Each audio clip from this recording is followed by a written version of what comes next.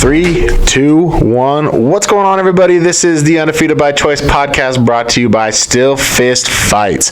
And we are here with the second half of this October 19th main event, Mr. Rowdy Akers. How's it going, brother? You there? I'm here, sir. Oh, yeah. How's it going, man? I'm doing well. How are you? I'm doing excellent. So if just so everybody knows, Rowdy is so dedicated to do this podcast. He is currently getting his oil changed in his car, sitting in his car and doing this interview. So I really want to thank you for taking this time out because it sounds like you got a busy day, busy schedule, and I appreciate you taking your time out to do this podcast. That's all I want. Sorry. I thought that they would leave me alone. You did. I did hear you tell them, "Hey, I'm doing a podcast right now. I'm just gonna hand you my card." Do they know who they're messing with? Do they know they're dealing with the baddest man in Idaho? I'm a nobody around here, man. I'm just another dude with a Subaru. You haven't told them that you're the senior citizen? No, I kind of got away from telling people that anymore. Yeah, you haven't had that nickname the whole time. When did that come about? I don't know which fight it was. It was an amateur fight. I don't believe it was Vince DeWald or Skylar Frazier. Told me they were going to kick my old ass and teach me a lesson, and I don't know. I think Brady they wanted me to come out to Rowdy AARP Akers, and then somebody else came up with a senior citizen, and it kind of stuck. I like it. I like that you went with it, that you leaned into it rather than trying to fight against it. I just did an interview with Zach Partridge, who, by the way, wanted to make sure I told you hello and that he loves you. But I love Zach. But excited for his fight. I was telling him, man, you got to lean into, because he doesn't have a nickname yet, and I said you got to lean into the whole Partridge thing. I told him I had a few ideas for him because I guarantee he was getting teased for that name growing up, and he's like, yeah, I did, and I was like, you got to lean into it. So I'm glad that you're here, and maybe since he loves you so much, he'll listen to you, and maybe you can come up with something for him so he can just lean into it rather than trying to fight it. We need to ask Aldo at his gym. Aldo probably gave him 10 nicknames by now. He says that Aldo calls him Loco Irish, but he's like, I'm not Irish, so I can't go with it. I can't do it. So I was just going over your all your stats, and I was surprised because I know it feels like you've been in this fight game for a long time, but you just got in at 2014. No, I started fighting in 2006. Oh, okay. 2007, I started training in Boise and took amateur fights here and whatnot. And then my life kind of changed because my choices didn't change, and I still lived the wrong life. I wanted to be an MMA fighter and have people hollering my name, but I still wanted to go out and be an idiot and fight in public, and I had a hard lesson to learn, so I did some prison time and had to do the parole stint, and that's when I started with Still Fist Fight Night. Brady Grant, who used to own the cage and whatnot, found me in Idaho, and he had me come out and build the cage for Rage in the Cage here. The promotion here rented Brady's cage and brought him down, and I just wanted to get some free admission for some tickets. Yeah.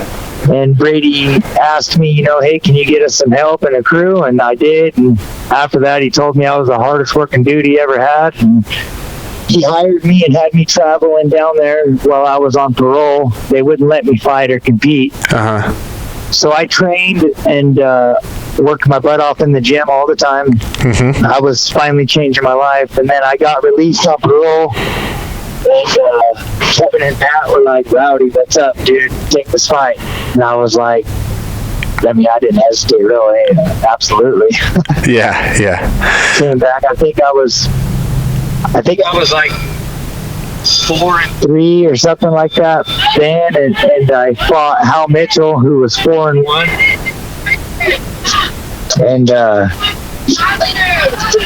I took it and got the choke on him and beat him up and had that passion come all over again and just started feeling it and been going with it ever since, pretty much. Yeah, I mean, I was looking because what I was doing, I was looking at your stats, and I just saw that you had so many fights, and you had you have a ridiculous amount of fights, and so I was like, oh, he's been at it forever. So I went to look at the first year, and the first year they had marked down was 2014, and I was like, this guy has been so active. I would have thought you were, but then I would have thought this would have been records from 2006 with how many fights you had on there, but it was only 2014. How many fights did I think I fought like 6 or 7 fights in like 1 year. Yeah. I believe when I was looking at it, I mean, that's intense. That's insane. I mean, there's very few fighters that are active right now that have, that are even on track to do that. I think maybe Kerry Latimer and maybe Scott Devlin are the only other two that are gonna maybe give you a run for your money for so many fights in a year. Yeah, I'm going to keep going, and I hold that record for Still Fist. I got more fights than any single person for Still Fist. I know. I was also going to bring that up. Usually at the end of the interview, I ask people how they like fighting for Still Fist, and for you, there's no question, because most of your fights, almost every single fight you have has been for Still Fist. On the stats that I was just going off of.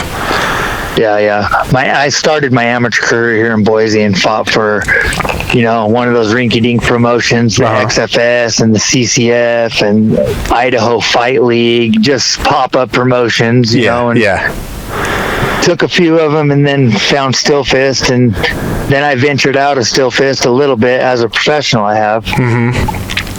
Fought for 3 or 4 different promotions. Yeah, so when I originally met you, I believe you were training out of One Hit. Was that were you down at One Hit? Were you in Utah for a while, or have you always been up in Idaho?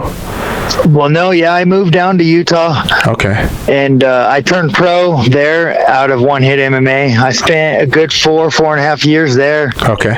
And the whole retirement thing that I tried to talk about for a little bit, I took a job and moved back to Boise to help a friend and thought it was going to be prosperous, and moved back here, and it was just like, man, I need some structure in my life. I signed up at one gym, and I trained there for a minute since I've been back here, and I haven't actually fought MMA since 2018. And in April, I took a bare knuckle fight and went up to Wyoming and did that. And I was at 208 Combat Club with that fight. And, I wanted to take an MMA fight, and I knew that wasn't the place for me. I wasn't getting the training or the work that I felt I needed. I mean, they're very nice guys, great people, but I changed it up and went to SBG, Straight Blast Gym. I mean, it's big. Everybody there are freaking killers, and that's where I'm at now. So you're there, and is that located in Boise? Yes, sir. Okay, so you're there. Who are your main training partners? Who are your coaches out there? What's the work like out there? What's your camp like? Well, my camp's been Jesse Brock, Freddie Ortega. Both black belt pros. They run most of the fighters' practices and the MMA practices, boxing. Jake Martinez is mostly the jiu-jitsu that I make it to, in the evening. Yeah. And lots of training partners. Ben Hollier, Almir, Noah Schultz. I mean, so many. there's so many. I mean, there's amateurs there that kick my ass on a daily basis. Yeah. Well, and so you said you make out mostly to the jiu-jitsu practice, and I see you've got almost every single finished fight with your ground game. Is that just naturally what came to you? Is that where you started MMA? I think it was luck.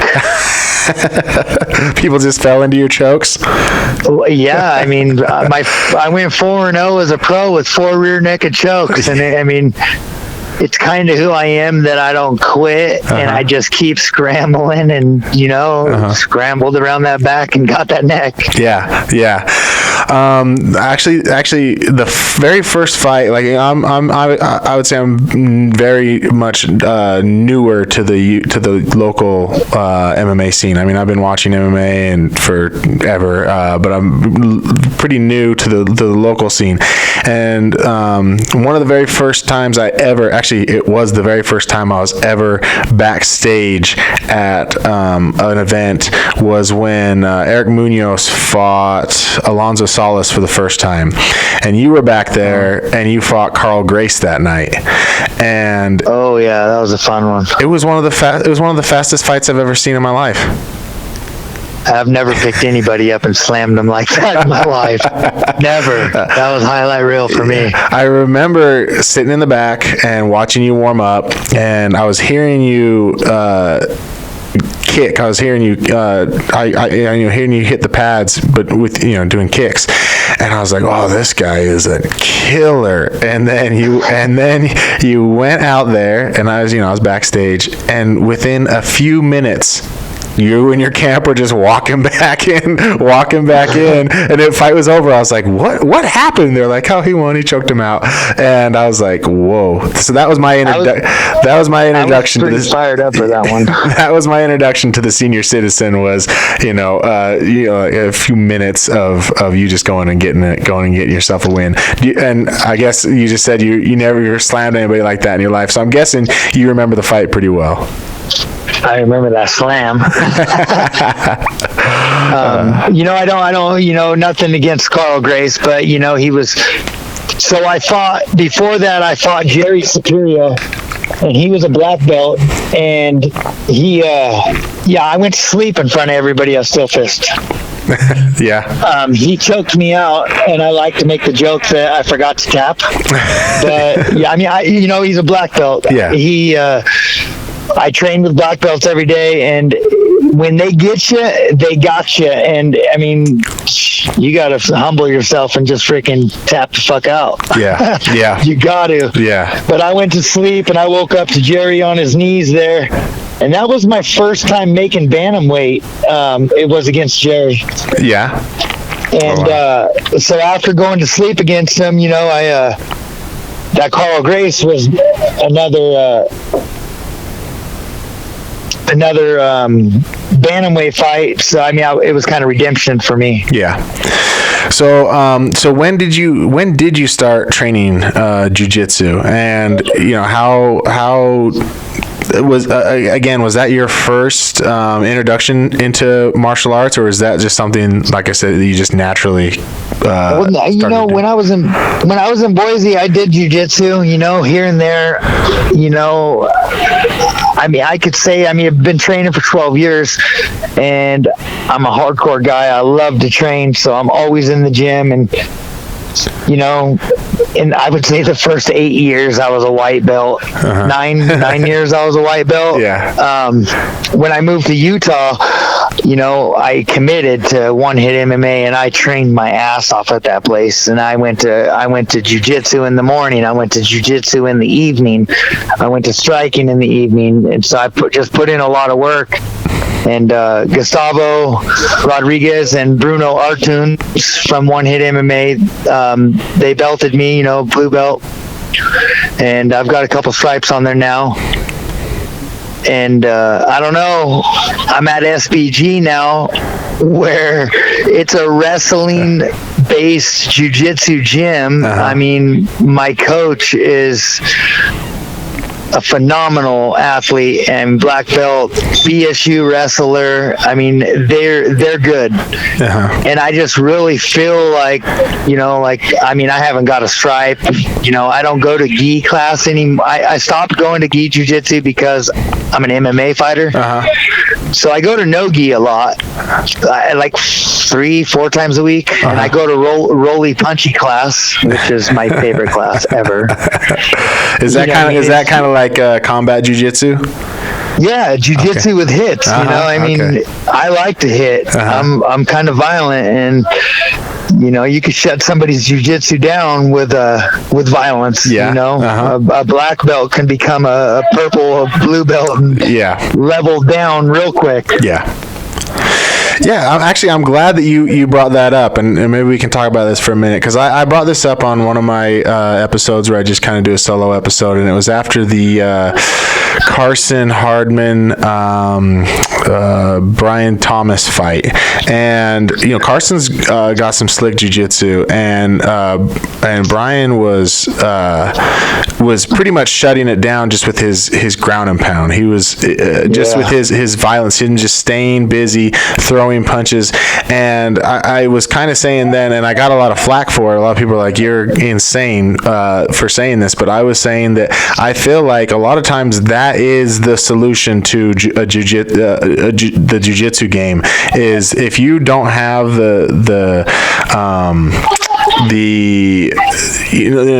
if you don't have the technique to get out of it, sometimes just throwing punches is what can nullify good jiu-jitsu. Do you? And it sounds to me like you're in agreement with that. Yeah, I agree. And I kind of have phenomenal defense. Like my defense in jiu-jitsu is way better. I'm better at defending jiu-jitsu than I am offense. You know what I mean? Yeah. Like, I could get submissions, but I get excited. I get the triangle. I'm not trying to pull their arm across and pull their head down and stop them from stacking me. I'm trying to elbow their face and get them to verbally tap out or something. It's just what I like to do. I mean, yeah. No, I think that's for me. That's the way I feel about it. And then you also said, and it works. Yeah, I showed everybody with John Valentine. Yeah. I mean, I ain't gonna lie. I was, I wasn't too worried about John standing up at all. But I was scared of his ground game. Yeah. I thought John was going to leave with my arm or leave with an ankle or a knee, and I was going to be limping for a while. Yeah. Well, and I beat the shit out of him with violence. Yeah, I really do. I mean, obviously that's not always the answer, and like you said, I think having good jiu-jitsu defense, but then also the violence. It doesn't always work. Dom Jarrow versus Tracy Hardy. Dom was landing bombs on him, and Tracy just got a hold of that leg. And Tracy even said himself, like, dude, Dom was hitting me so hard. He's like, if I didn't lock it in when I did, the fight would have been over. And so it doesn't always work, but there's a lot of times I'd say, man, I just feel like that might be the solution. So I love the what was it, roly punchy? Is that what you? Yeah. I actually love that. I've never actually been part of a gym that's ever done anything like that. It's usually you're just training jiu-jitsu and then you're just training MMA, but there's not really a segment, a part of the training where you're okay, we're on the ground, but you can throw punches too. I actually think that's a really good idea. Well, and with an MMA fighter, if you're doing MMA, there's tricks that you can do to yourself because you have gloves on, and gloves change jiu-jitsu without a gi. It's bigger than shit they do. I mean, you can hold your own hand. It's legal, They can trap your arm with your hand behind something, and you can't get it out. Yeah. So training with the gloves on, it really brings it to light. Yeah. And I also agree with what you're saying, because a lot of fighters, I mean, with jiu-jitsu it's so hard because it's such a traditional base thing. So it's like, it's hard for you to say, well, I don't want to do this or I don't want to do that, because they're like, no, this is tradition. But you saying you don't really go to the gi class anymore because you're an MMA guy. You're not going to be in a gi. Because I've heard so many instructors say, you need to go to a gi practice because it's going to make you better. And I've always just scratched my head at that, thinking, is that true? Is that real logic, or are you just telling me this because like you are a very traditional, respect-based person? You train at Team Link, right? Right. When you go to jiu-jitsu class, you guys are in a gi, and most of the time you guys start on the ground, right? Yeah. Yeah, see? I mean, when you're an MMA fighter,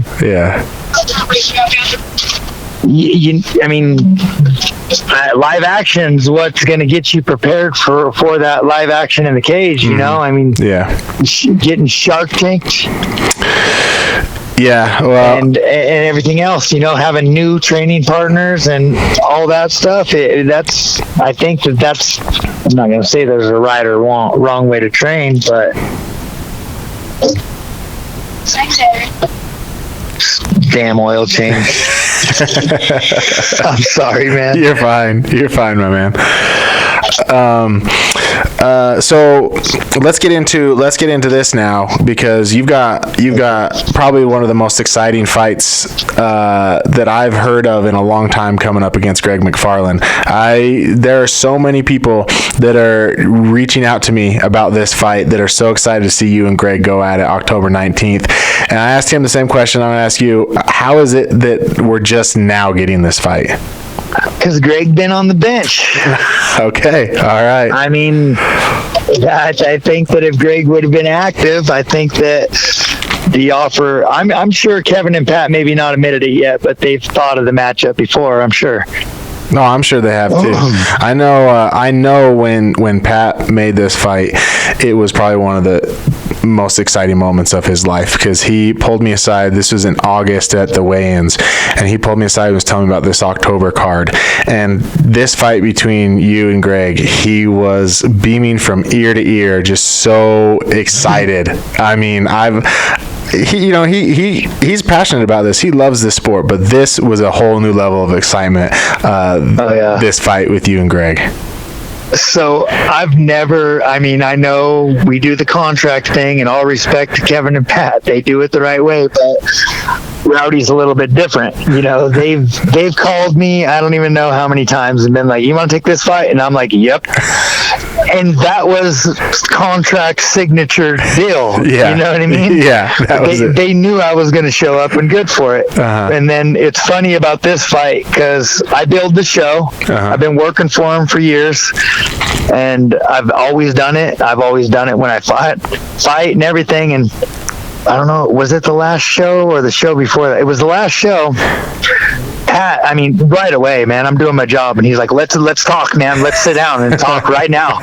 And he's got a contract, and it's all there, and he's just, let's do this. Let's do this one. He was pretty excited. Yeah, this is the fight. This is his dream fight. I mean, whoever is going to be there that night, if you run into Pat, don't try to pull him aside and talk to him, because he's focused on this one fight, you and Greg. Yeah. So, obviously Greg's a tough opponent. He's got a number of wins via submission as well. Is this, do you think that this is going to be really a test of who has the better ground game at the end of the day?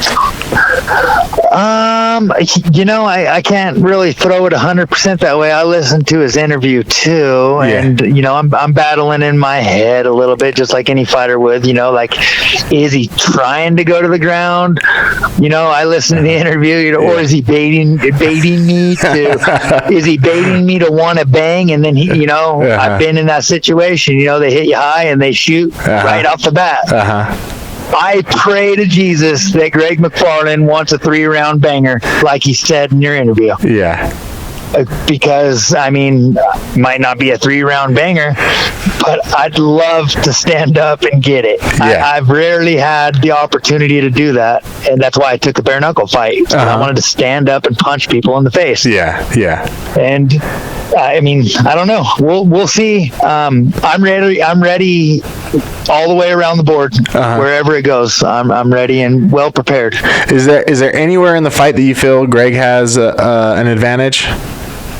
I'm just going to throw it out there and be honest. Yeah, I do. I think he's going to be heavy. Yeah. I took this fight at 150 to appease Pat. I'm not a 150-pound fighter. I am actually walking at 150 right now. I have no weight to cut. Oh, so you're going to walk in full energy and full hydration. Yeah, I have no. This is a first for me. I mean, I've did some jiu-jitsu competitions before where I walked in and weighed and competed at weight, but I had a fight in August. I started my cut like 12 weeks before that at SBG. You know, I was like 165, 168. And I got down, you know, that fight was at 140. It was for the WFC in Coeur d'Alene. And I had 2 opponents back out on me. I was packing my stuff was packed, and I was getting in my car to head to Coeur d'Alene. Yeah. And I get the freaking call. Yeah. So I was about 148, 149 then, and I was going to have to hydrate out to make 140. But I just, with work and everything I do, all the training I've been doing, I just haven't been able to put it back on. Yeah. Well, so it'll be a new experience, and it'll be fun either way. Well, not being able to put weight on is not a complaint that most people have. I think it's only fighters and maybe a few other bodybuilders that can have that complaint. Yeah.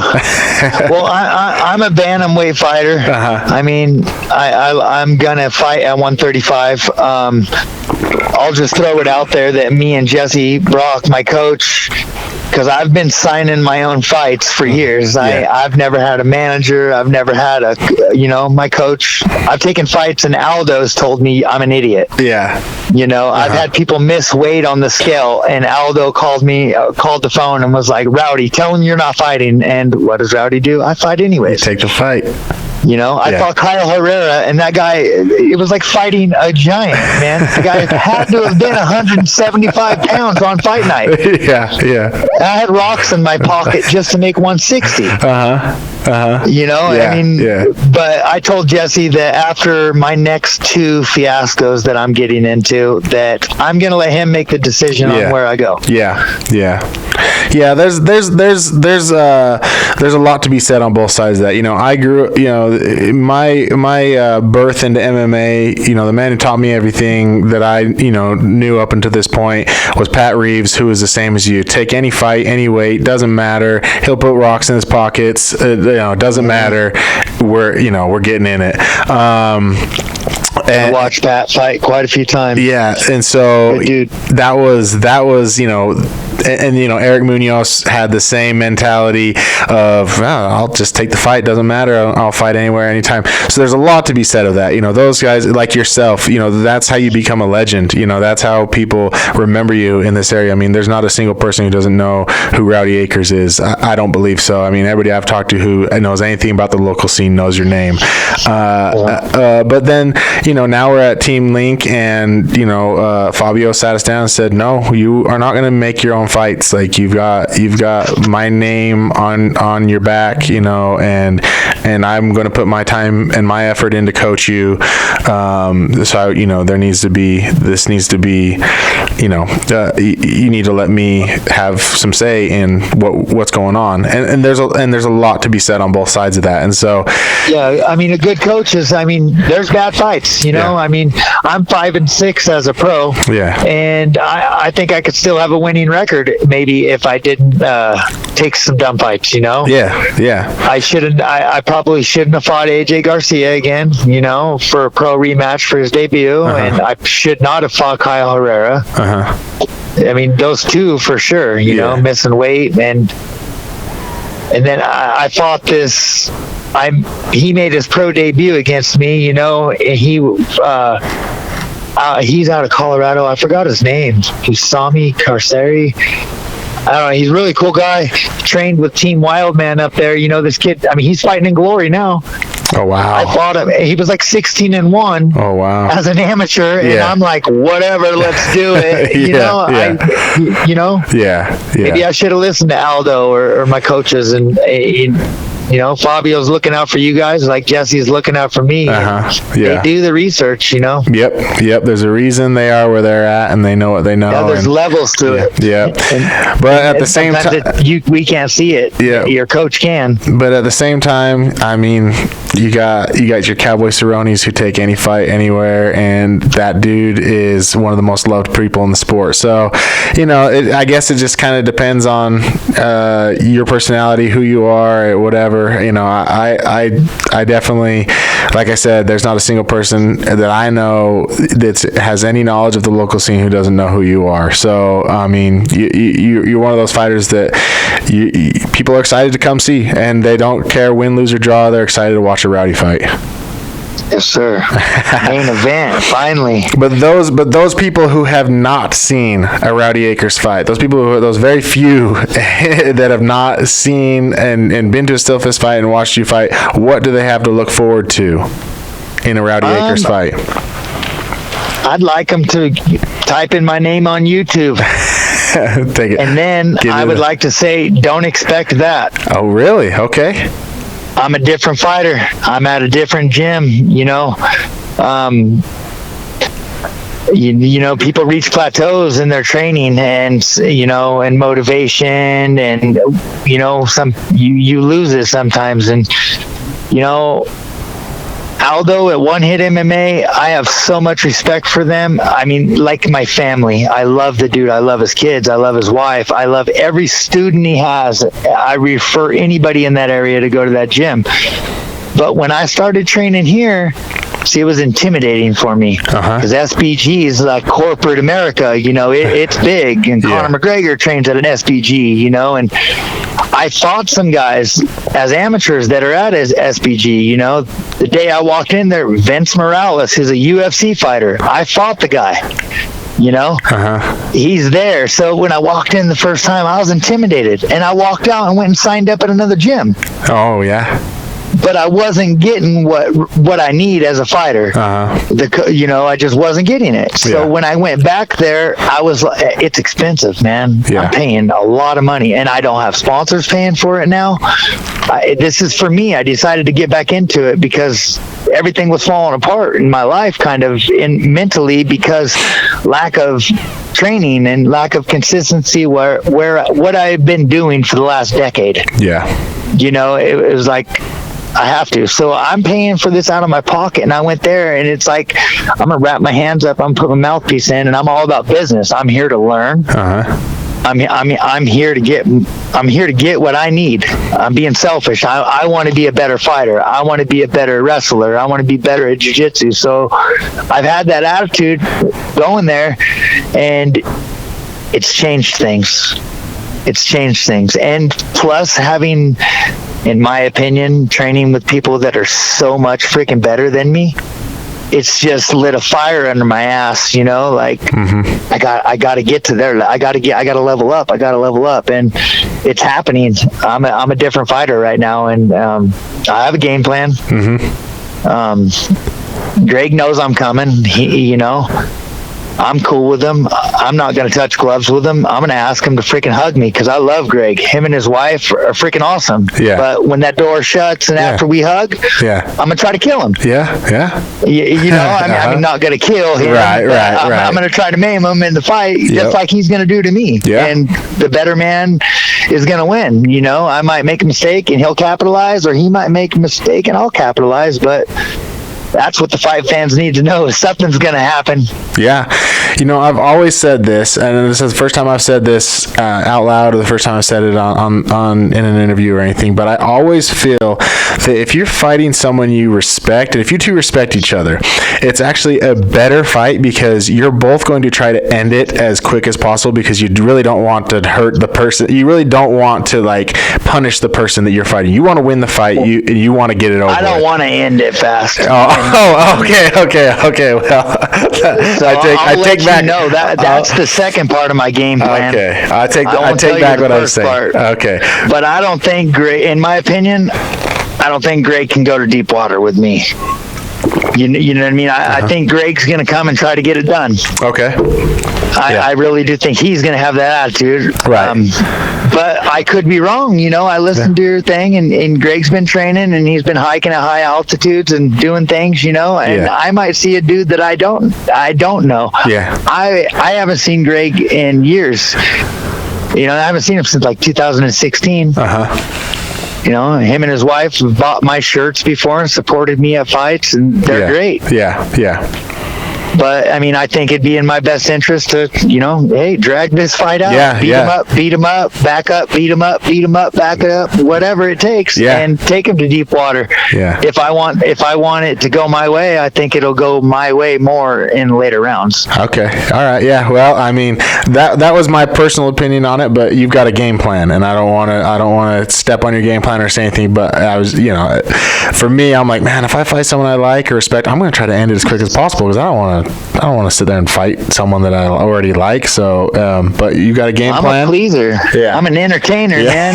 Those people they're going to stay there after 15 fights in the night and watch me and Greg for the main event. Yeah. They're going to want to go home, but they ain't going to want to see him submit me in 30 seconds or me hit him and be done in 9 seconds. They don't want that.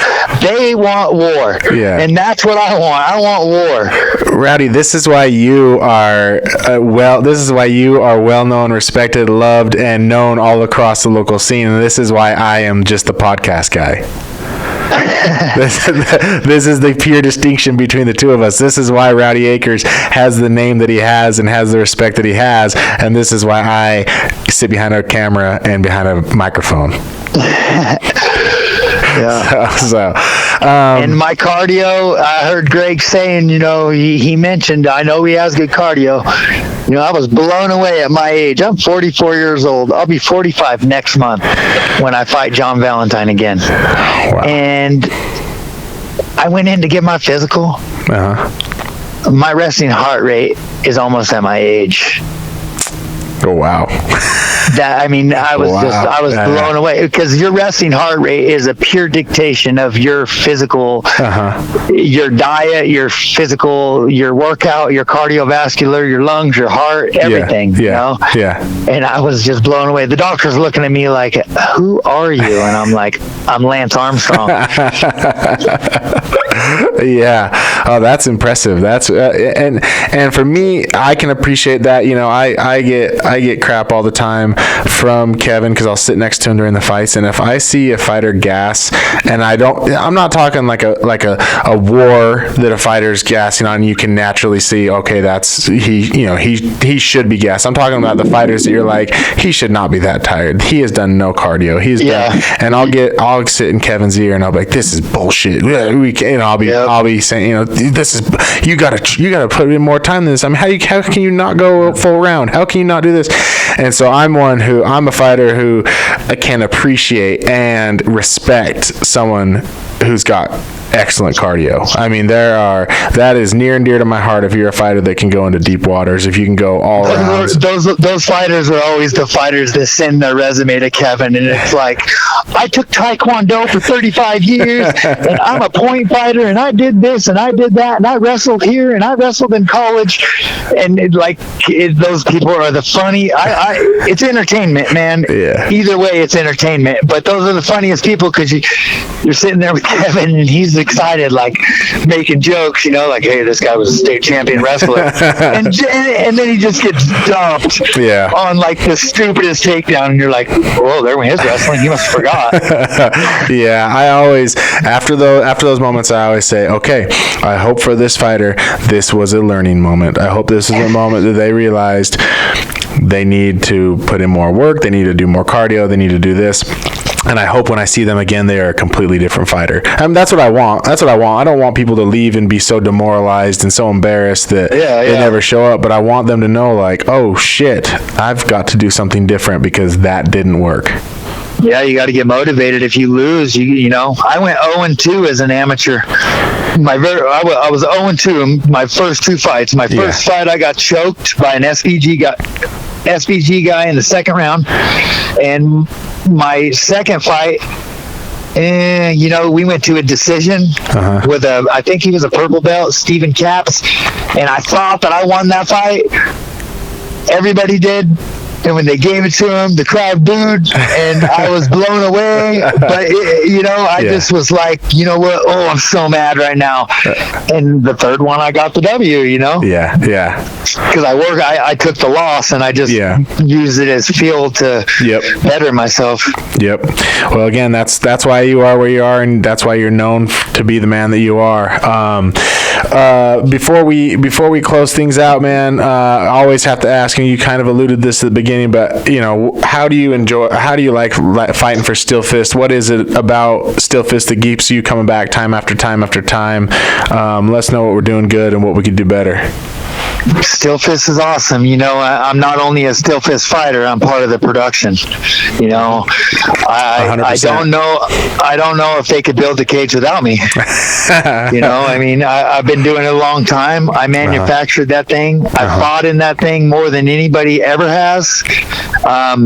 Let alone, if you add it all up, I've probably spent more time in there than anybody. I believe it. And I built that cage. Yeah. In a shop in Layton, Utah, with Brady and his dad. And Kevin and Pat. I've dealt with some real turds. As promoters, I fought for some guys. Hey, we got your gas and travel, and we got your purse and this and that. And sometimes it's not always cracked up to what they say it is. And shit, you not. Kevin has done everything and then some. Every single time, always respectful, always legit. He's the first person in that ring when I lose and I'm bleeding everywhere. Hey, Rowdy, keep your head up, man. Yeah. Making sure I'm all right. They're my family. It makes me fight harder to fight for Kevin and Pat and everybody there just because of who I am with the promotion, Yeah. I don't want to freaking lose, Yeah. It's not like I can fight and lose and walk away and it's like, oh, I'm not going to fight for Still Fist anymore. No, I got to come back in another month or 6 weeks and build another show. Yep. And people don't forget. Yeah. Well, man, I love people don't forget. No, man, I love hearing that because in my short time working with these guys and becoming involved with Still Fist, I feel the same way. They are a promotion that is leaps and bounds above any other people I've been with, and Kevin and Pat. Not just any other people, any other promotions. Yeah. Look at all the fly by the seat of the night promotions. There's promotions in Utah that are still promoting fights under another name because the first business went bankrupt. Yep. Kevin and Patty never did that. No. They pay all their bills. They live their life the way they want to, just like me, just like Greg, just like the rest of us. We train because we want to fight. They work hard and produce these fights so he can spend his time in the mountains and kill stuff, and shoot birds. Yep. I keep telling everybody that. I'm like, man, we haven't had a fight in forever, and it's because the owners are huge hunters and they just disappear for a month to just go get it done. But I'll tell you what, it fuels their passion because as soon as Kevin got back, he has hit the ground running, and he has been, we've been talking nonstop ever since then. So this is why people do things. This is why people do what they're passionate about, because you can take a little break for a while, but then you get right back to it. And they're living the life that they want to live because they've built this thing that they're passionate about. So they do everything they say they're going to do. That's the coolest thing about it. It's punctuality. And what are we on, show 72, 73? Something like that. Yeah. 73, I believe. I don't ever see no other promotions doing promo videos and saving the footage. And we're not on Fight Pass like all the other people. We have our own thing, Blitz TV. And I don't know. I love Still Fist, and I plan to work with them and build that cage as long as they're doing it, or I fall apart. One of the two. Well, I know how much they love you, man. I know how much they care about you, and they're glad that you're here and you're doing what you're doing. So, do you have anybody else, any of your sponsors, anybody you want to thank? Just any shout outs you want to give? I'm going to give a big shout out to my gym, SPG, Jesse Brock, and all my coaches, all my teammates, everybody there for believing in me. I pretty much had a 6-month fight camp with the cancellation fight in August, and, they seen the disappointment in my face, and they've stuck by me and they believe in me, and he's coming down there with me, and I'm super blessed to be part of that team. I got a lot of sponsors, man, and they all know who they are. Okay. Not going to point them all out individually. They know who they are. Big one is Terrell Smith with Arbor Smiths. He's also my employer. I've came a long ways, from a tree trainee to, I'm climbing trees now, and I'm making better money than I ever have before. And I have a lot of respect for him because he's taught me a lot and been patient with me. So they'll all hear their thank yous. They've already got them. So. Okay. All right. Okay. Well. Thanks for Still Fist for having me back again. Always. I know you're one that they are not afraid to bring back. That they it's always puts a smile on their face. I can tell just by the way they talk about you, and just anybody who knows who you are. Like I said, man, I don't know a single person involved with the local scene who doesn't know who you are and doesn't have a bunch of respect for you. So, personally, I want to thank you for all that you've done for this, for Utah fighting. I mean, you're one of the staples. You're one of the names that everybody knows. And I don't think I don't think Utah would be where it is with MMA if it wasn't for the Rowdy Akers of the world. So, man, I cannot wait to watch you and Greg. I'm so excited for this fight. Both of you guys are, I have just the utmost respect for both of you guys. Anybody who is a fight fan, this is a fight that you need to come see. Do you have any message you want to send to Greg? I'm sure he's going to watch this. Do you have any message you want to send to Greg? First off, be careful in the next week. Don't get hurt and fuck this up for me, please. Because I've worked way too hard. I love the term that I believe for this, and there ain't no exaggeration in that shit. I've probably had like 7 black eyes. My nose has been crooked in the last 6 months, and it ain't been easy being me. Yeah. doing this fight stuff, and I want to fight, and I hope he's safe, and let's fuck each other up and get a beer. All right. I love it. Rowdy, again, man, I want to thank you for taking your time out today, coming on the show. Even though the people at the oil change didn't respect all your wishes as far as leaving you alone. I'm still sitting here right now. I pulled over. I'm done, but I wanted to go back in and apologize because I kind of shooed him away from me. Okay. Well, man, thank you again. And we look forward to seeing you October 19th. I'll see you next Saturday night. All right, brother. Sounds good. Be safe. Thank you. Okay, bye. Bye. All right, everybody, there you have it. The legend, the senior citizen, Rowdy Akers. I'm dead serious. If you haven't watched one of his fights, like he said, go back and look and watch his fights. Watch how this guy fights. He goes in there all out, puts everything on the line. This is going to be an exciting fight. Him and Greg are both phenomenal fighters. Him and Greg are both so much fun to watch. Tons of personality, tons of respect, fast-paced, just grinders. This is not a fight to miss. So make sure you get your tickets now. October 19th, go to stillfistfight.com, get your tickets. If you know the fighters personally, go get your tickets from them. It helps each fighter individually and directly if you buy tickets from them. You can find this podcast on iTunes, iHeartRadio, and YouTube under the Undefeated by Choice podcast. You can find us on Instagram at Still Fist Fight and on Facebook at Still Fist Fight Night. Please give this a like, subscribe, and a share. It will help me out.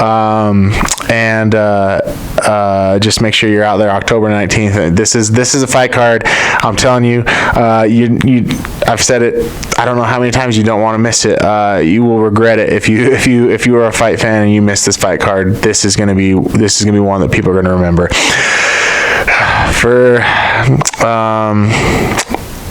I guess I don't have anything else for you. That's it. That's our show for today. Everybody, thanks for tuning in. Again, like, subscribe, share. Be good to yourself. Be good to each other. I love you.